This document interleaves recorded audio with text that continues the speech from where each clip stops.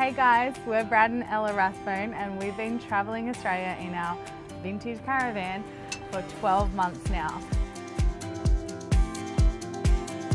And we've finally started a YouTube because we were like, we've got gear and we want to have some fun, so here we are. So our YouTube is going to have a whole bunch of different stuff, locations, experiences, and we're going to do these kind of chats with you talking about van life, family life, family van life, and all the bits and pieces involved in that. So we put it out on our Coral & Co Instagram to get some questions, and they're a bit intimate. They were. They're a bit... It's going to be quite fun. A little bit saucy for a first YouTube. I was like, you know, how do you go with fuel? But well, I did ask people, you know, about like asking us about our relationship on the road, because obviously we're living in a 19-foot tin shack. It's true. And it can get hard. It can. And people want to know interesting details about your life. So that's why we started this YouTube, because we can do longer form videos and we like this stuff too. We like getting to know people on the road as well. So that's a really cool incentive as well. So let's start with, where are we right now? Yeah. We are in Tasmania. We've been here for a month already and we've got one more month to go and we are just loving it. If you've been to Tasmania, you totally understand. What's been your favourite part so far though? Oh, so many to choose from. I know. It's such an unfair question. I ask other people too and it's like, how do you even answer that? Honestly, I think the East Coast, we're beach kids. Yeah. It is what it is. Being in the Bay of Fires and now at Coles Bay, it's been absolutely incredible, but that's not taking away from a whole bunch of experiences inland. Liffey Falls is probably the best waterfall that I've ever been in. Really so yeah, there's been some big pluses. Yeah. So what about yourself? I loved Bennelong Bay. And also Douglas Aspley National Park, where cool. we went down this road and we were like, I was just expecting it to be like this brown waterhole. It was the worst drive to a beautiful location we've ever had. Totally. I was really blown away because I was like, I just didn't expect it anyway. No. And then we got there and it was like bright blue lake and I'm like, are you joking? Like, this is magical. So I had a really good time there. But I mean, we've kind of learned after 12 months, like with everywhere that we go, that you just learn to take like the good and the bad with every place that you go. Hey, every place has good and bad. The bad places you just laugh at and you're like, okay, well, we won't go there again. But yeah. Hasn't been too many of them. No, it hasn't. Which is really good. So should we get into the questions? Yeah, let's do it. Let's do it. Okay, so first question is, how on earth do you make intimacy happen in a van with little kids? I know. I don't know why we chose. Who is following us and why do they want to know about our intimate smush times? Why? Anyway, it is a no job. It's interesting because, you know, you're in a small place and you have to be quiet. Look, it's one thing. I think for couples without kids, it's an interesting proposition because you are in close quarters with a thin volume barrier, and then worse with the pop top because you've got canvas up the top, so a little bit less noise barrier. So there's that aspect, and then you do have the kids on it. I guess we were told at the start that what was the deal? A windy night is a caravanner's delight. A windy night is a caravanner's delight. That takes place. Now, another plus is getting a noise machine. White noise. Yeah. So getting a white noise. But that works for lots of different things, like noise around the caravan park and stuff like that. But it's also, you just click that volume button up as far as it'll go, and you make do with the best situation you can. Rain's helpful. You do. Also a nice intimate setter. It's a nice mood setter. Look, you make it work. And also like your kids get used to like noise, like they get used to all being in the same space. They get used to noise outside of the caravan. Like, it's really amazing how much deeper they sleep when they're in the caravan compared to at home. True. I feel like we walk down the hallway at home and they're like, you tiptoe. And you're like, no, ah. Yeah. So, yeah. Look, that's not to say that there has been times where in the process of, we have been blocked by one of our beautiful boys, and destroys the mood. And you, That's every parent. I know you try, but yeah, there is again good moments and tricky moments, and You make it work. you've Hey. just got to figure it out and find what works for the space you're in and the kids you have. All right. So the next question is how to keep the spark when there's no babysitters. Sparkle Queen, The sparkle you queen. tell me. You buy glitter, definitely. Oh, we talked so much about this because we were wondering like how to answer it. But I think you just get into such a rhythm after like, you know, after the first 6 months, you're kind of into a rhythm and you kind of like, you know, Brad works on the road and I look after the kids during the day. So it's not too different from our normal life, except that we get to see these amazing places. Totally. But yeah, I think like for us, keeping the spark alive is like so like simple things like just communicating better. Like especially for me, it's like not getting to a place where I'm like blowing up at Brad, but actually I'm just angry at the kids or something like that, where it's like, I don't know, just like speaking more nicely to him, but also like just taking like moments to like be grateful for like what we're doing, and even though it's hard sometimes to like do that. And then also though, like we have Brad's parents staying in the caravan next to us, and like my mum has come, so like when they come we like we really be like you cash in. Cha-ching! There's a babysitter, you go all in, you spend big on date night. You do. You buy the whole lobster.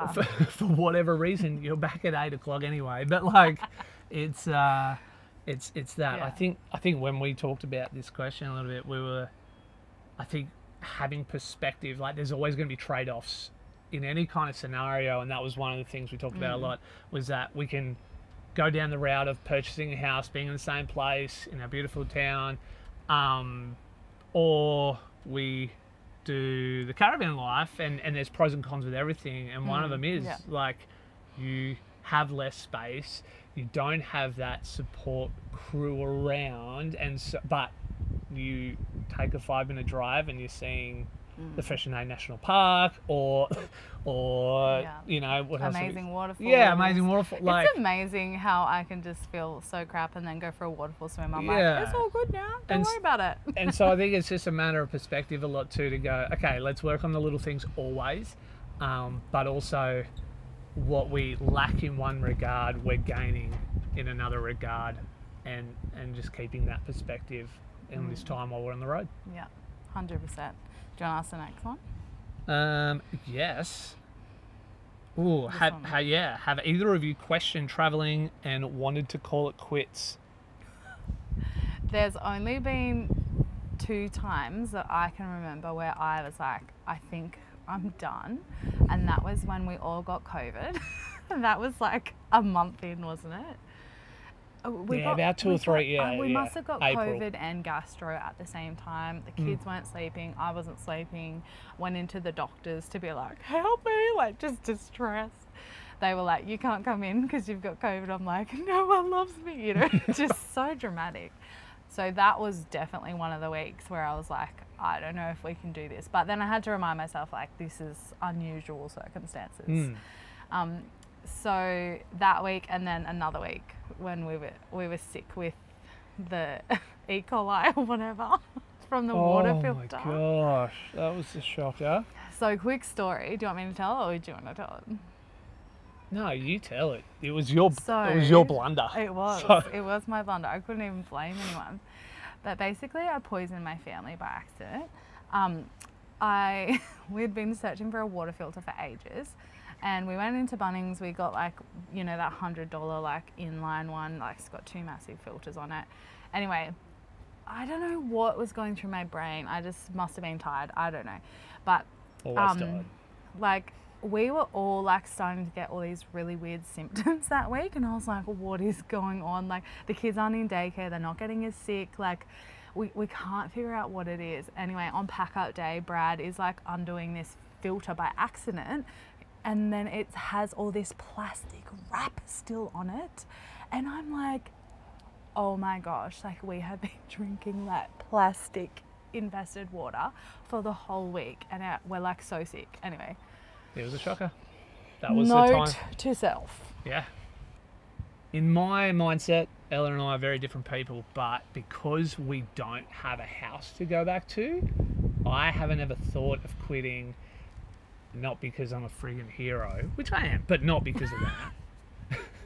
It's that because there's nowhere to go to, this is what it is. So in my head, there is no quit because this is our life. Yeah. There's And I definitely think I've asked you before too, like, oh, yeah. do you want to just go Yeah. back, like, Yeah, go back to where? And I'm like, yeah. She's like, are you done with the caravan? I'm like, we have nowhere else to. Yeah, we'd figure it out. You'd rent whatever. But totally. because there is no fallback, and I think for a lot of people, a lot of traveling families, they do have that home, and so maybe in the back of their minds, you're kind of thinking, oh, it's too hard. Oh, it'd be easier at home, and you're playing the comparison game. I don't play the comparison game at all because there's nothing to compare it to. So. Definitely times where it's hard, definitely times where I'm sick of hitting my head on the light fixtures, sick of hitting my head on the roof. Hang on, you need to tell them, like, you're 6'6". Yeah. Like, 197 do they even make centimeters, caravans to suit you? The next caravan will be custom made so I can stand tall and do that. So, yeah.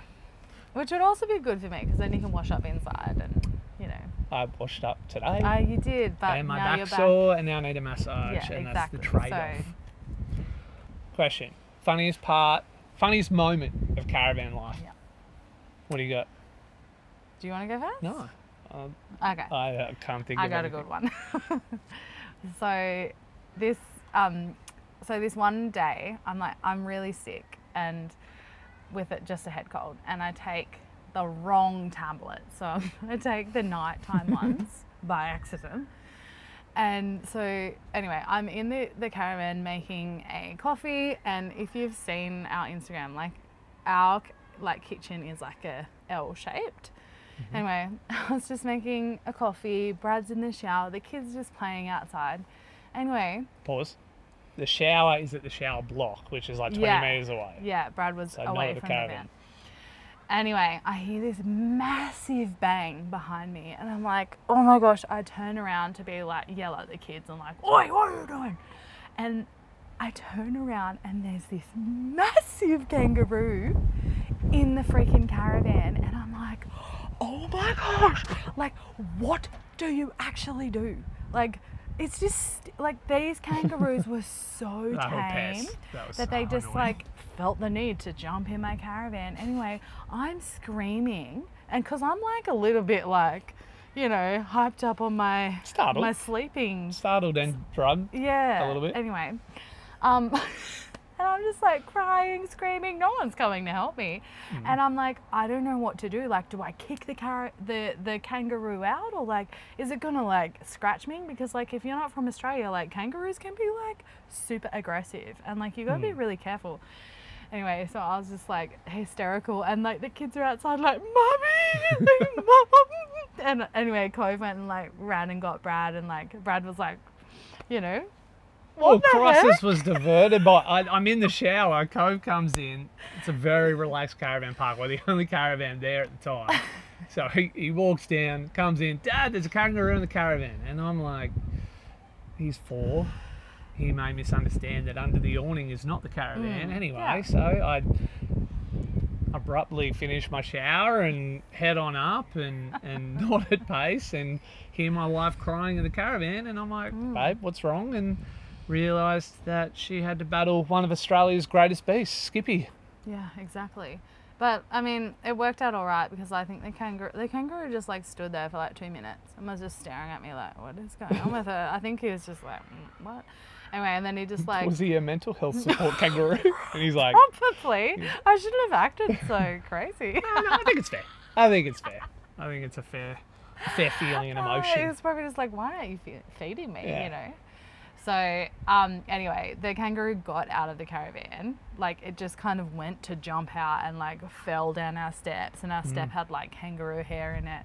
And now like the kids always talk about it. I'm like, Mummy, is a kangaroo going to come in the caravan? So I think they're a bit traumatized, but nothing a counsellor can't fix. No, you know. no. But yeah, that'll cost us. that was my funniest. Yeah. Last question. Here we go. Is grossest thing you've experienced on the road?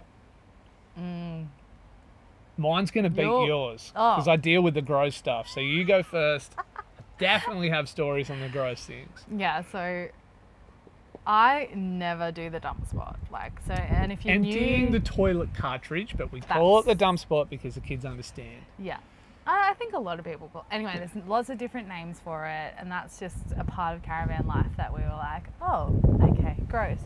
Anyway, this one day it was like leading up to Christmas, and I was like, you know what? I'm going to do something nice for my husband who always does it. And I was like, I'm going to empty the dump spot. So I went, oh my goodness, and I did it, and I went to like undo the, what do you call it? The cap on it. The cap on the pipe. I don't know what I've done, but anyway, I'm like pouring all the stuff down the hole, and then the cap goes down into the hole too, and I'm like, no. Time to go fishing. I have to get my hand in there and fish out the cap, because if you don't know, these like cartridges cost like $400 to replace. So money saving queen here. It is a moment calculation where you're like, do I put my hand in or do I pay $400? And so I did the plunge. Hell yeah, you did. It was so disgusting, and like it was so bad. I never want to do that job ever again. And like the stink was just like, yeah, it was so bad. And I like came back to Brad and I was like, does it smell like that every time? Yeah, mainly. We've been on the road over 52 weeks. I think I've changed that toilet cartridge maybe 60, 70, 80 times. I think it's about time you get a medal. You know? Yeah, I'd love a medal. Now, I'm going to trump your toilet cartridge storage with my toilet cartridge storage. We're in Newcastle, stinking hot, and for whatever reason, our toilet cartridge has broken. Again, if you know, there's a little slidey leather thing that shuts and opens the cartridge. Anyway, that had come off the rail or whatever, and how it works. Anyway, so again, I asked a question.